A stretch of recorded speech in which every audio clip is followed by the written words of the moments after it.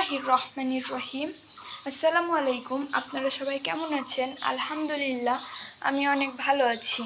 আপনাদেরকে আজকে দেখাবো আমার ছাদ বাগান। আমার ছাদে উঠতেই চোখের সামনে পড়বে অনেকগুলো ক্যাকটাস গাছ।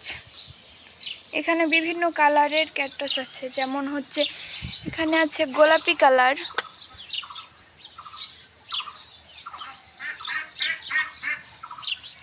গুলো লাল কালারের,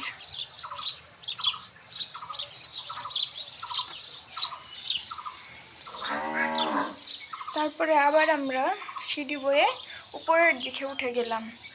উপরের দিকে উঠতে চোখের সামনে পড়বে একটা ছোট্ট একটা রুম। এই রুমের মধ্যে আছে অনেকগুলো কবুতর।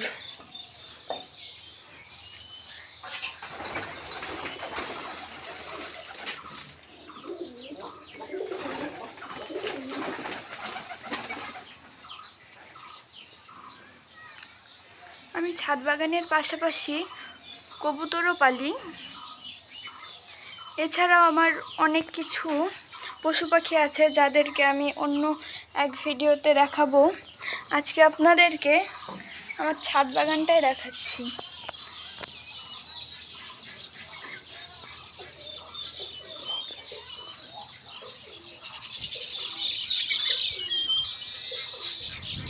এইগুলো হচ্ছে এক ধরনের ক্যাকটাস গাছ।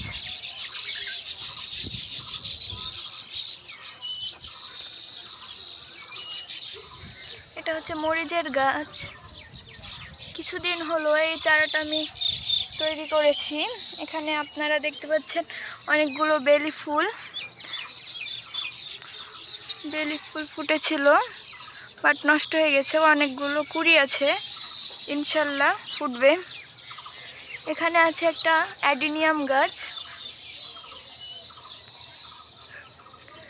অ্যালোভেরা গাছ, এখানে আনারস গাছ আছে। আজকে রাত্রে অনেক ঝড় হয়েছে, সেই কারণে আনারসের গাছটা একটু হেলে গেছে ওই সাইডে।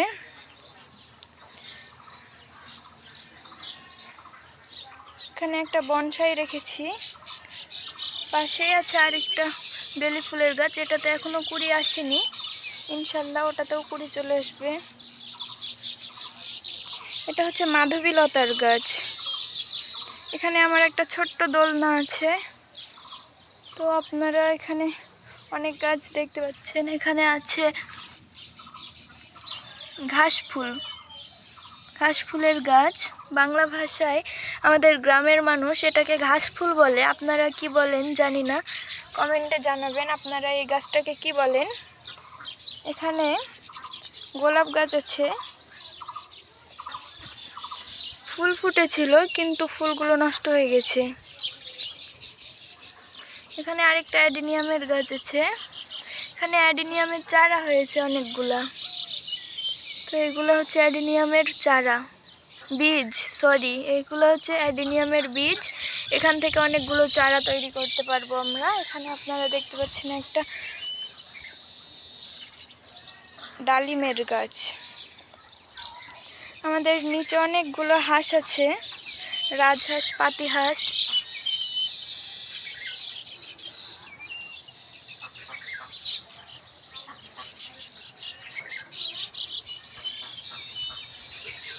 এটা হচ্ছে রজনীগন্ধার গাছ। এটা হচ্ছে কমলা লেবুর গাছ। ঝড়ের কারণে গাছগুলো অনেকটা বেঁকা হয়ে গেছে। এটা হচ্ছে ড্রাগনের গাছ। এটা হচ্ছে আমাদের মাটির দোতলা।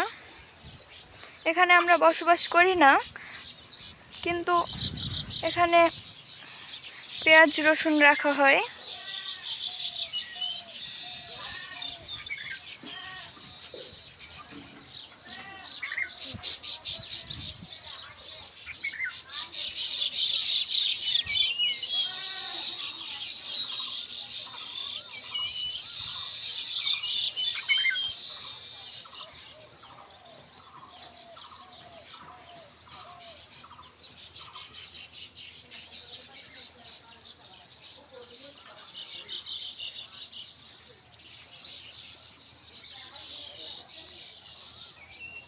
এটা হচ্ছে নয়নতারার গাছ।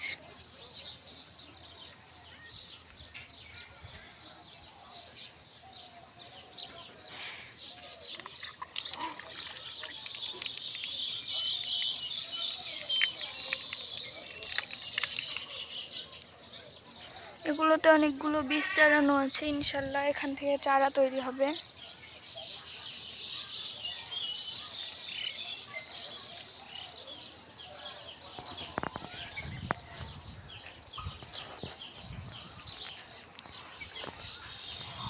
এটা হচ্ছে আমাদের গ্রাম।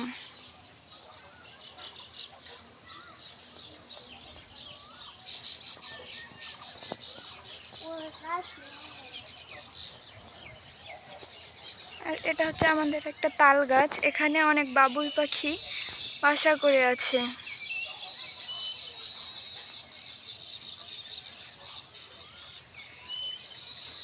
আপনারা কেমন বুঝতে পারছেন আমি জানি না, কিন্তু খালি চোখে অনেক সুন্দর লাগে জায়গাটা দেখতে।